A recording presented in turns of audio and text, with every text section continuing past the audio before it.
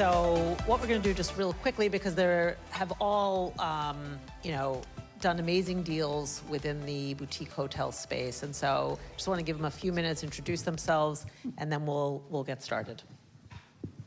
Hey everyone, Matt Livian. I'm managing director at a real estate private equity firm called Prospect Ridge. Prior, I spent about a decade as the chief investment officer and managing partner at a company called the Cedar Group. We developed and managed lifestyle hotels around the country in London. And prior to that, was a VP of acquisitions with Ian Schrager. Hi, everybody. My name's Adam Maisel. I'm a principal at Ramsfield Hospitality Finance. We're a hotel-focused investment firm based in New York.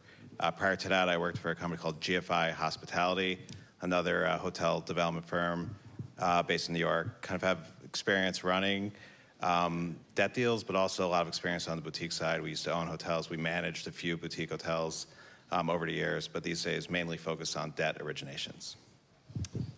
Ben Leahy, I work at Cedar Capital.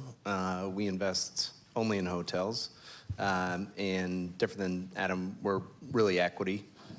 So invest in independent luxury full-service hotels only across Europe and US. We have about 2,400 keys, and the values split about even between the US and Europe, but pretty active in both of those regions, but really try to stay focused on only those two.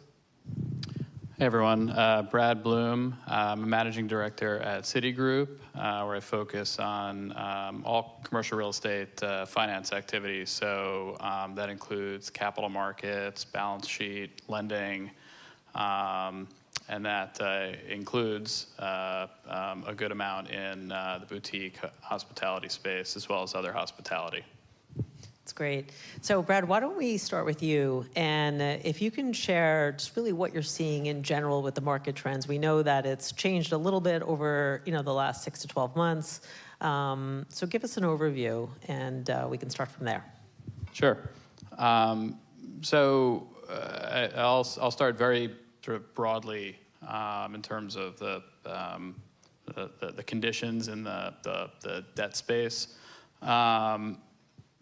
We're in a much better place. I remember sitting here last year, and we were in the midst of rate increases, spread uncertainty, very low transaction volume, and fast forward to today, it's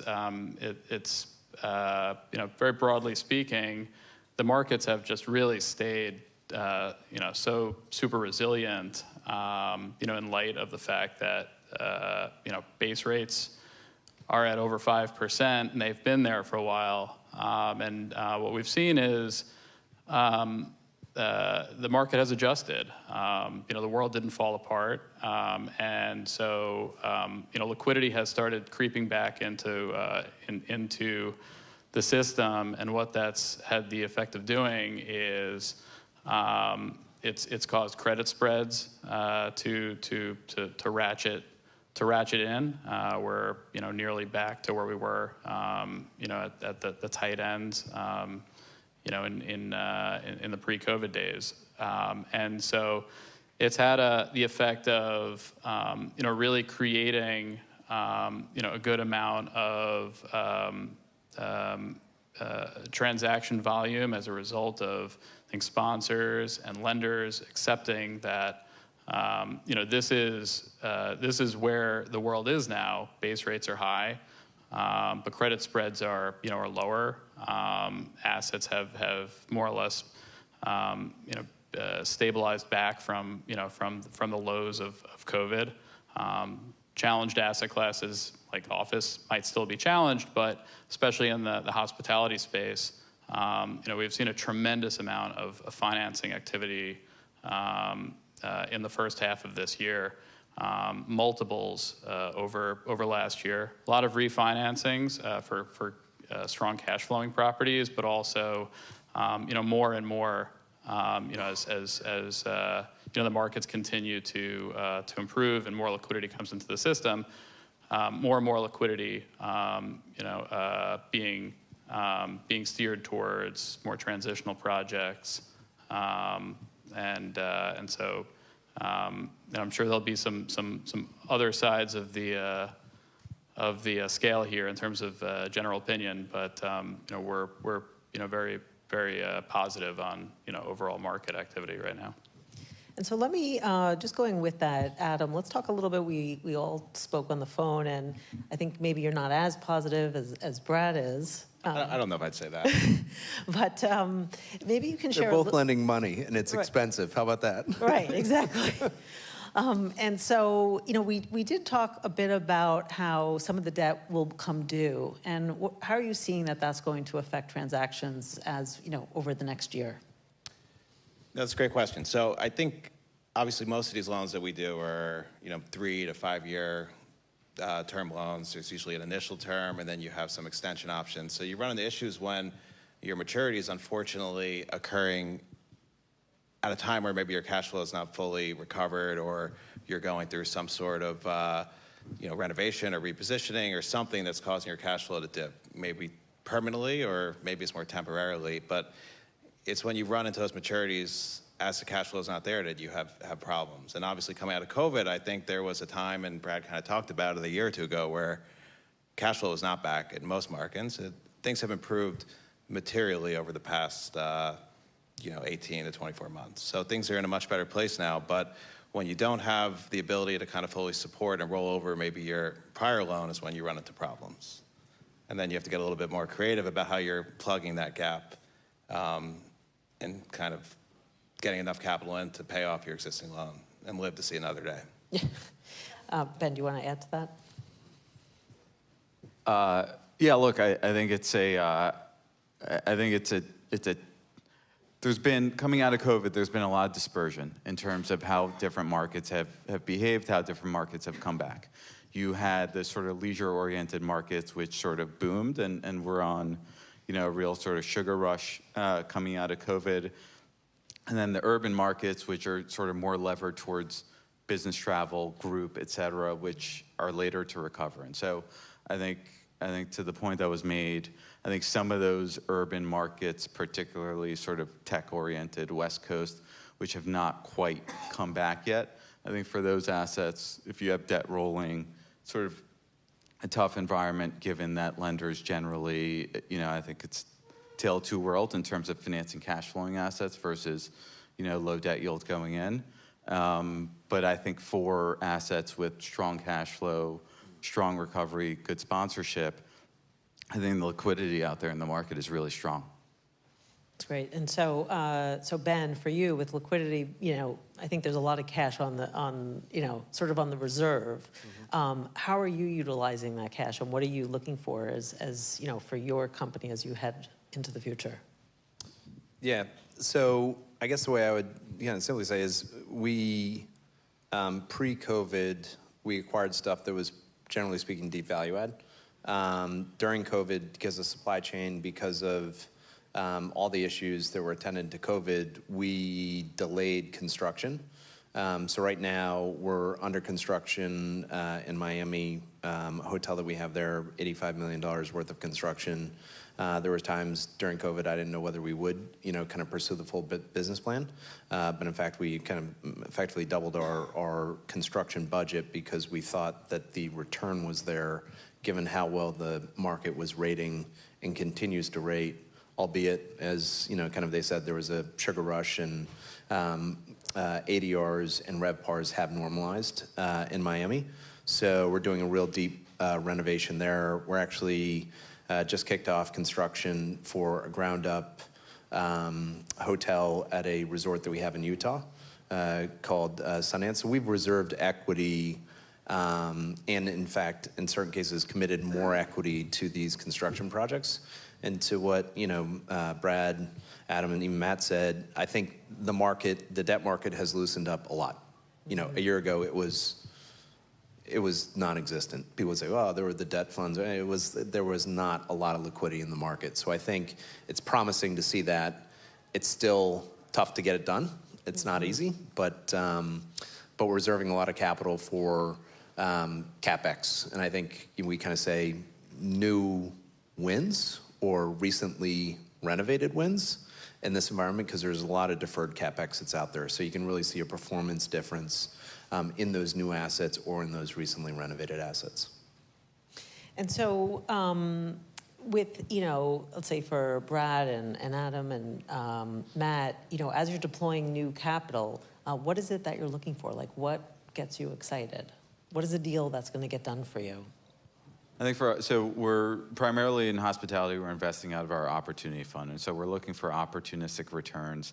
I think in an environment where debt costs 8, 9, 10%, including fees and all that, we're looking for opportunities where we have real strong conviction in NOI growth, whether it's because of a business plan or a market that's recovering, because you're just not going to get sort of much positive leverage or strong cash-on-cash returns coming out the gate. So we actually just committed to buying a hotel, and the story there was, recently renovated market we really liked and had conviction in with ramp for performance to pick up coming out of the renovation. That's been the profile of a lot of what we've sort of dug into recently. Yeah, I would just add, conviction is the key. I mean, all of us, when you're talking to institutional groups or large banks, we all have an investment committee or something akin to that we need to get these deals approved by. So, you have to just remember that while all of us are, have a lot of experience with hotels, a lot of hotels are passionate about them, we have folks sitting behind us that we need to kind of also buy into these deals. So the conviction is important because you need something that we could really sell to folks that maybe aren't as experienced or understanding of kind of the hotel life cycle or what a business plan looks like when you're trying to turn something or create something that hasn't been done before. So it's just, you got to kind of know the audience and make sure that the deal that's being presented, really has legs and we can get behind it. And when you say has legs and get behind it, is that part of the brand story? What when you say brand story, I just want to make sure. Sure. So the like whether the asset that like the asset itself, is it part of the story that you're investing in? Like who you're investing in? Of course, yeah. I mean, just we need to make sure that there's a business plan that we can really believe in and then sell upstream to the folks that are ultimately approving these deals. Yeah. I'll take a more generic approach. We're looking for stability. So, going back to the sugar rush from a couple of years ago, I think, from a lender's standpoint, like that was great. It was nice to see that, the world was, getting back to living. But it didn't necessarily mean that you could size a loan to that performance. I think there was skepticism that would hold. And so, stability is sort of the cornerstone to the debt business. Operating margins, so how much you bring to the bottom line is something that we're very focused on. As much as we like a really great business plan and a great story, if you're taking 10% to the bottom line and you're at peak revenues, it's a much tougher sell than having operating efficiencies, and being able to make it through a slog, where revenues might soften. And then it's obviously the business plan and it's the sponsorship. We want to work with good people who have proven that they're good partners and have performed in the past, in good times and bad. We fortunately or unfortunately have a good sample set of how people acted over the past 5 years through COVID. We had some tough experiences and we had some great experiences. And I think that, our partners and sponsors' actions during COVID, it is telling to us, as we look at new deals at this point. So let's talk a little bit about the post-COVID world and how, working from home and the travel industry has changed a lot. How has this affected the deals today? I'll ask Matt. I mean, look, I think it goes to performance. I think it sort of, to what I said earlier, I think it goes a little bit to segmentation, and I think the fact that people have more flexibility and are able to sort of work from home a bit more and work remotely means that people have more time to spend on leisure travel and can extend business trips a day or two. So I think it's definitely been good for leisure travel. But with that being said, in markets where nobody's in the office and everybody's working from their pajamas in their living room, you know, you're not going to get much business travel going there because people are not in the office to go visit. So I think to me, it's more sort of translates into how the different markets we look at have performed and NOI performance than any sort of, you know, macro, you know, cap rate movement or whatnot. It's tricky because things are always changing too, right? You go back in time 2-3 years ago, you know, everybody was saying, or the consensus was, you know, business travel will stay, you know, 50% of pre-COVID levels forever. You know, nobody's ever going to the office again. Mm-hmm. And while there's clearly been a shift and, you know, there's much more time for leisure travel, it's changed a lot. And, you know, the pendulum's always going to be swinging. And I think you need to be flexible and not get too committed down kind of one way of thinking and realize that, you know, what's happening today is going to evolve as it always does. Yeah, I think there was a lot of talk about like the digital nomad, and we don't see it, period. Now, my train lot is empty on Mondays, and I still don't know why people don't go into the office on Mondays. I love my family, but I want to like get to work on Monday. So I think it's back to like the days of the week are different in their demand patterns. And then I think, while I don't believe in the digital nomad bleisure, which was this concept, people are definitely adding on to their work trips.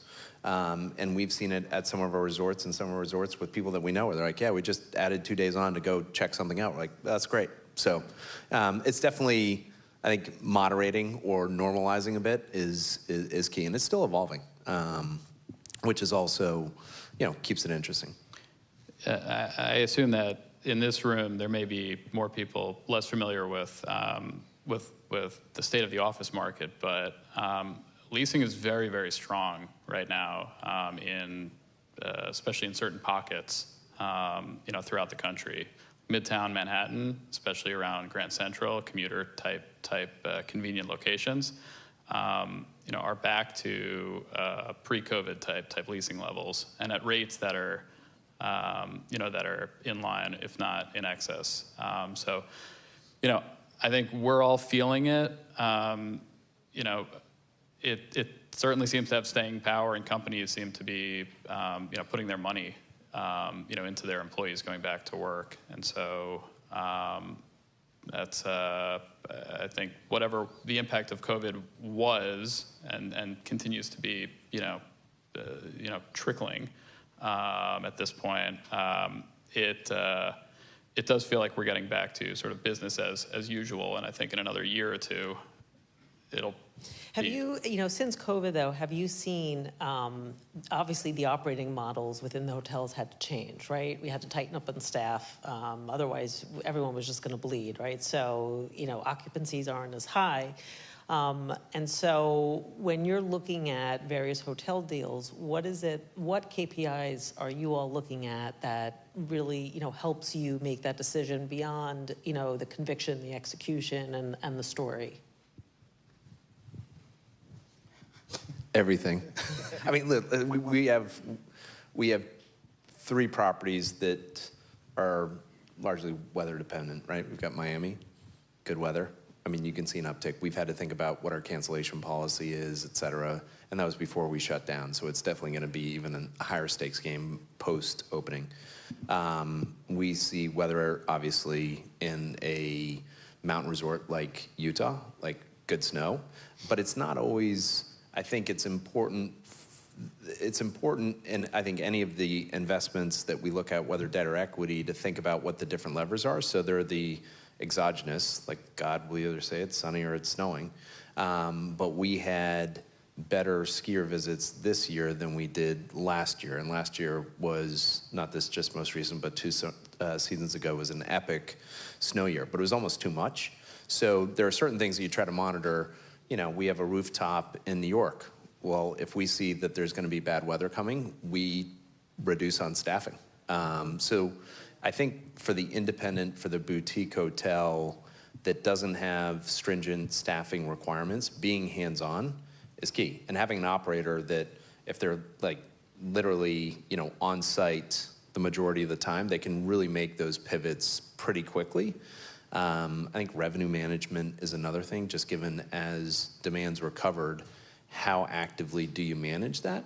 And it's tough. You don't want to walk people, but sometimes you should just sell out, So I think, we tend to watch a lot. I think in our industry, there's a lot that's rear view looking, i.e., what were yesterday's number, occupancy, ADR, how much did we do in F&B dollars, covers, et cetera.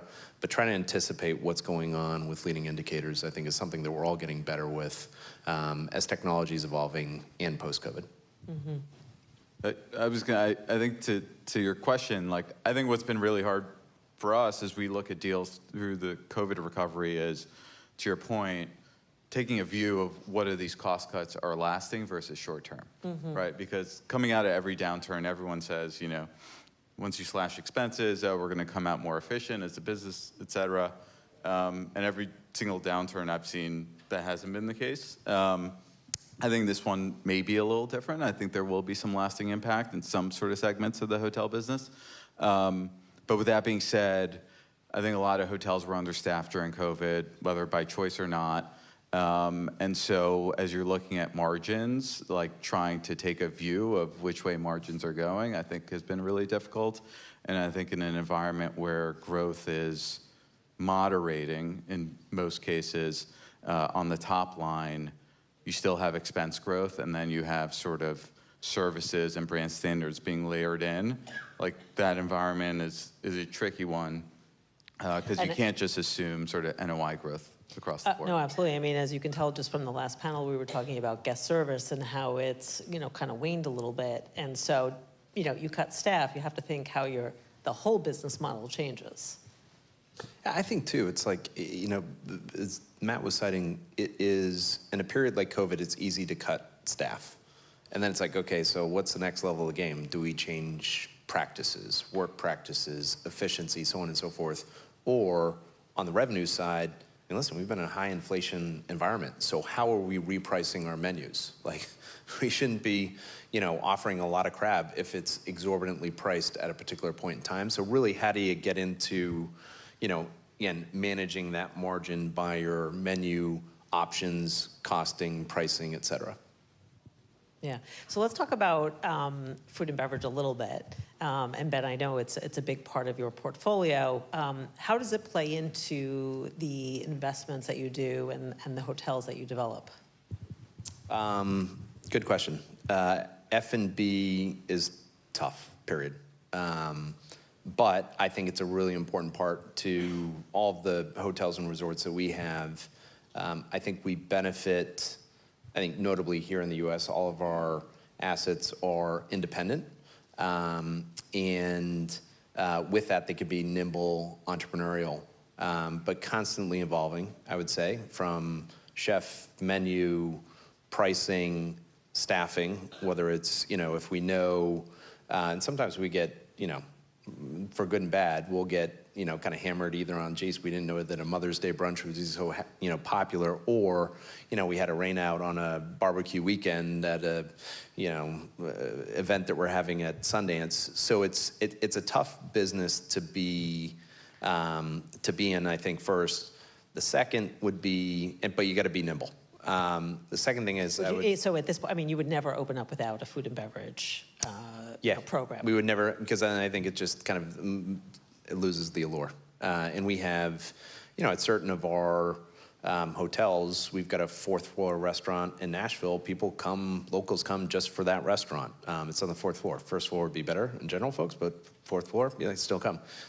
Rooftops. People really like rooftops. They've been around for a while, but I think everyone in the hotel industry is realizing they can be highly productive around weekends, events, Brad would tell me that he's going to discount the cash flow that may come off of a rooftop, but they're highly productive. I think having outdoor space is another thing that we've realized is really popular as an option.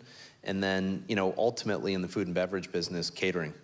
And I think one of the things coming out of COVID, while, we still have a lot of weddings, and weddings are very profitable pieces of business, but having more venues for smaller groups, and I think that that's part of the, back to office, there's more effort on behalf of corporate clients, businesses, to have these small group gatherings. So it's not necessarily the big ballroom as much anymore. That still gets used for weddings, but, kind of smaller areas that can be rented out either privately or can be just an adjunct to an existing restaurant, so you can kind of flex the staffing. And so Adam and Matt, when you're looking at deals, how much are you thinking about the food and beverage space, the outdoor space? How is this adding to, value to the deal? I think it's important to keep in mind that not all food and beverage is created equal. Right? Playing a little bit off of Ben's point, right? Something like a rooftop or a restaurant maybe that has some sort of, chef focus, that they have a life cycle, right? And there are exceptions, but when you're underwriting these deals and you're presenting them internally, you get a lot of pressure about sort of infinite growth, right? Here, look what they did last year, and we're just gonna, go vertical, forever. When you have something like catering or banquet revenue, that's maybe because you have a great amenity, great rooftop, good outdoor space, that's a lot more sustainable and profitable. So it's just important to get granular and really look through sort of the segmentation of that food and beverage revenue. But it is important. Yeah, I think the difficulty with sort of underwriting F&B in terms of if it doesn't exist today, in terms of business plan to add F&B and whatnot, is that the range of outcomes, especially in the restaurant world, in terms of profitability, is not banded. It's two different operators and sponsors can produce much different results on the bottom line, and so I think that creates. That just creates more volatility in cash flow and difficulty in underwriting. With that being said, it depends on the type of hotel, but for sort of independent boutique luxury hotels, we think F&B is a must, right? And so, we financed in our credit business, we financed the hotel to membership club deal, which, F&B was a big part of that business plan. And so how do you, it's interesting, we're working on a couple of restaurants, hotels that are doing memberships. I'd be very curious from your perspective on how you value the membership dollars. I mean, I've seen membership work in my prior life in some of the projects we've worked on, and when that business model works, it's extremely profitable. And produces recurring, durable income that we think is valued like hotel income. But with that being said, it's a tough.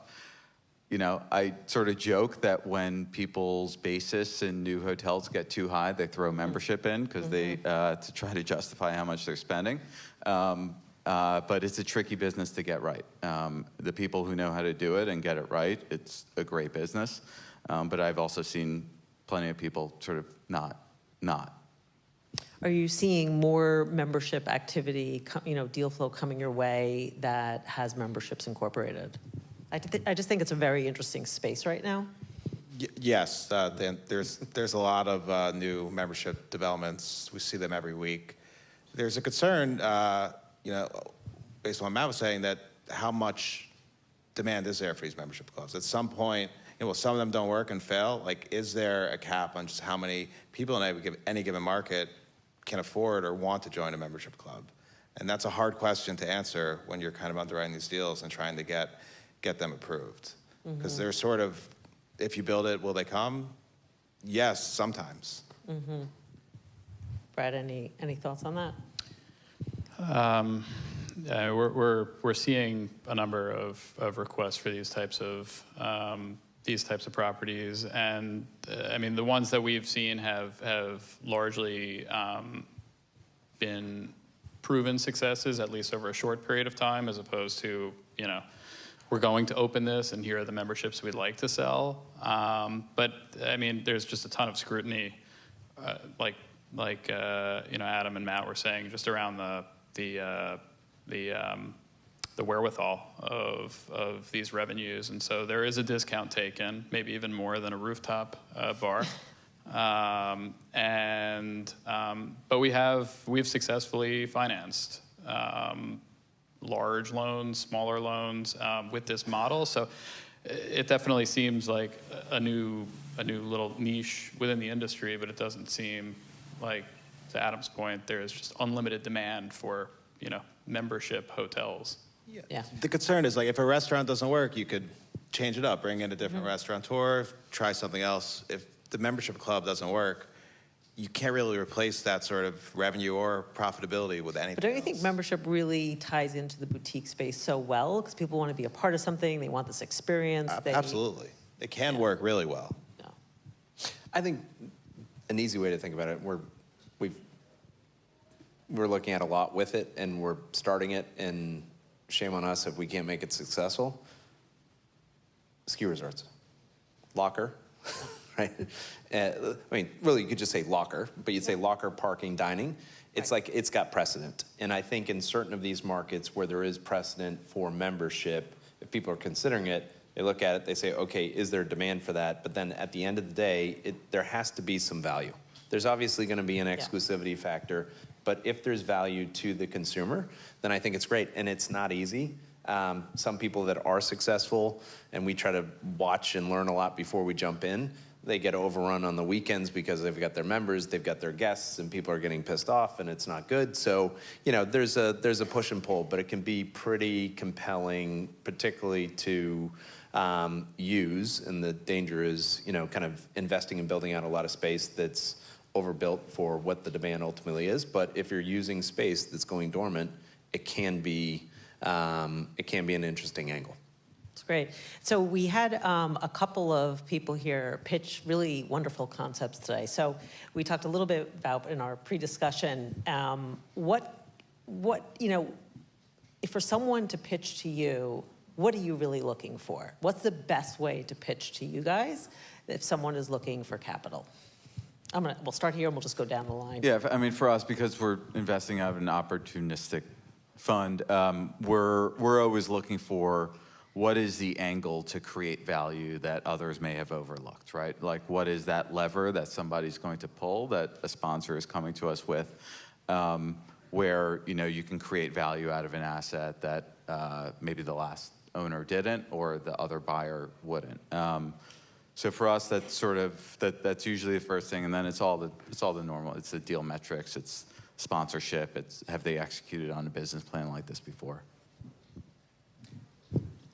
Yeah, we're as a hotel-focused investor, we sort of pitch ourselves as being able to consider sort of anything, really, as long as it's hospitality related. So there's no specific thing we're looking for other than a sponsor or development team or a borrower or partner that has a well-thought-through business plan that is actually they're not just sort of, hey, I threw this together last night on a napkin. It's sort of something that really they put real thought into and have studied the market and have a reason to try to execute on it. And should someone send an email to you? Should they send it to info to your company? Should they call you? What's the best way to get you to really look at them?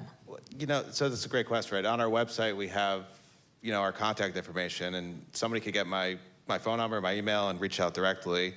But 90% of the kind of cold call or inbound email requests just go to our info email. It's sort of, and when that happens, I read that as somebody sort of just blasting out a ton of deals and not taking the time to try to actually find the right person. So no, I think the best way to do it is to try to reach out directly with a personalized message, sort of hospitality 101, if you will. Oh. We get a lot to our info at Cedar CP, and it's like we read them to each other because it's pretty funny. And I love kicking the ones that come to me back to Europe and so on and so forth. But yeah, as Adam said, listen, it's like there's nothing like one-to-one interaction, and if you can't get that, get someone on the phone.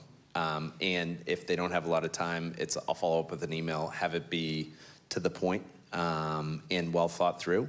But there's a lot of stuff that goes unopened because you can see typos and misspellings and, just bad information in the beginning, and it just, click delete.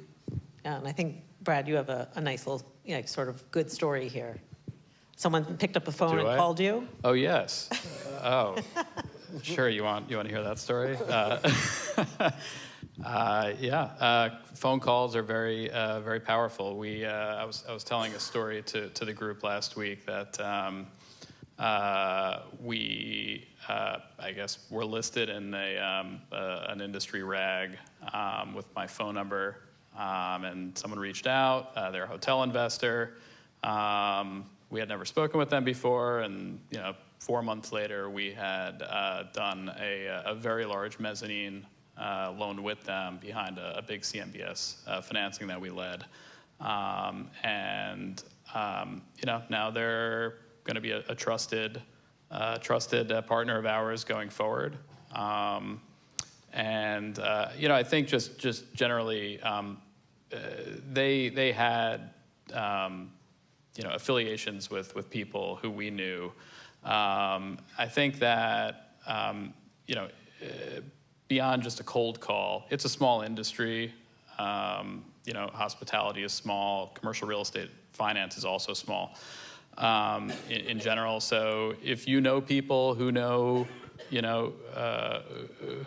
someone on the stage or someone of that that sort who can vouch for you, can talk about what you've done, I think that's really helpful as well. Yeah, I think it goes a long way, too, to saying, hey, so-and-so, I want to introduce you to Brad. And Brad says, okay, I know Ben. He's a normal guy. Then he usually calls Ben and says, what about this person? So there's a little bit of a vetting process there, which can help, just kind of break down that wall if you don't know them Sometimes directly. you just have to just go for it. Just got to go for it, Right. yeah. So we'll finish up with our last question. Let's talk about the market or markets that you feel are really the good investment and where you're seeing a lot of activity. So we'll start. Yeah, we talked about it on the call. I think New York City, in terms of hotel market, is one that we've built a little conviction on internally. We just think the supply-demand dynamics are really attractive at the moment. If you look at the market from like 15 to 19, the big issue with this market was just supply. I mean, between shadow inventory and Airbnb and actual hotels getting built, I think supply grew at like 4 to 5% per year during that period, and a lot of that has reversed itself. And so, at the end of 21, De Blasio came out with a special permit requirement, which effectively made no hotel development in New York City as of right. So I think the sort of approval process for a new hotel development going forward is going to be much longer, and nobody's actually gone through that process start to finish yet. You've had sort of what's called the Airbnb ban, which is effectively a regime to enforce the rules around renting out residentially zoned apartments for less than 30 days go into effect last September, and the city is renting what seems like more and more hotel rooms for migrant housing. So I think all three of these dynamics have created a sort of positive backdrop for the sort of supply-demand dynamics over the next 3 to 4 years. Adam? We also really like New York for all the same reasons Matt mentioned. We have 7 hotel loans in New York. We just signed up another sizable one, so it's by far our largest market. We're really kind of market agnostic, though, otherwise. While we like markets and we don't like markets, there's good deals in challenging markets and vice versa. So we're sort of agnostic when it comes to markets. Beth? We own in New York. We like New York. We obviously like Miami as well, as I mentioned before. I think we really like mountain resorts. We've been spending a lot of time in the wake of Sundance. There's been a lot more that's come inbound. But it's obviously not without its issues, weather-related, but really trying to find well-located, often in town or at the base village of ski resorts. So I just have to make a small plug. I met a very lovely group of individuals, 2 people earlier, who are looking at a base mountain resort hotel. So That was part of the pitch. yeah. So I'll And just I missed it. Yeah. So I'll just make that nice introduction. Great. So Brad, what are you seeing? And I'm an icon pass holder, so anyway. I'll jump on the New York bandwagon. I think as far as traditional lenders are involved, I think a lot of banks and debt funds are not quite focused on New York because it went through such an interesting, tough period with the supply-demand imbalance than Airbnb. As Matt said, 5 to 8 years ago, call it, and then COVID kind of shut down people's appetite, and so it does feel like it's first coming back into focus, and it's a very compelling story, and we're looking at deals in New York. We really like the opportunity. I'll jump on Florida as well, Miami in particular. If we can get our arms around windstorm insurance, then we like. There's quite a bit of activity that we're focused on down there as well. Well, thank you guys. This has been really wonderful. I think we have a little bit of time to open up for some questions. So I see a hand all the way in the back. Yes. I had a question being a little more specific on what you're looking for. So, and I know obviously it depends on the market and all kinds of things, but parameters for a deal. If we're bringing something to you, minimum size, return we're looking for. How do you like your return? Do you look at multiple? Do you look at IRR? What versus those sort of things? And then time to exit. Are you 3, 5, 10 years? I'd be curious in a little bit more specifics if you can share those. Sure, I'll go. So 50 million and smaller is tough. Our historical track record is a 26% IRR track record, so it's opportunistic. However, what I would tell you is we've done more deals that have been structured of late, where it's a pref or otherwise, so it's a high teens. So we're kind of, if it's a lower risk, we're happy with a lower reward, if you will.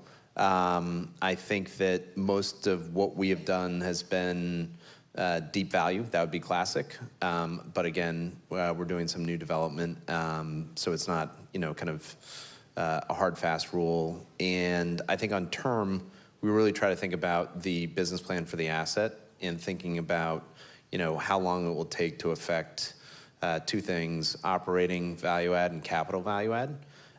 In the U.S., I would say most of our assets are 7 years, but something like Sundance and Utah will be probably a minimum of 13.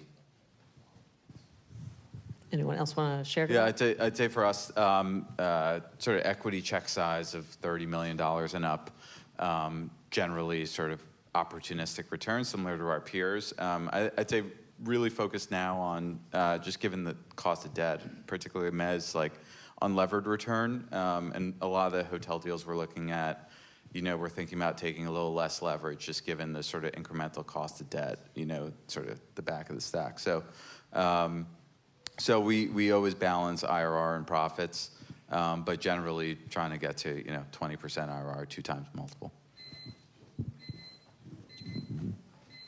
That's our timing. We'll just finish up. Brad, do you want to add to that? Sure. Yeah. So, we could look at a number of different size profiles for our own balance sheet, and I think for large money center banks in general, the focus is on larger individual positions, so 50 million and up.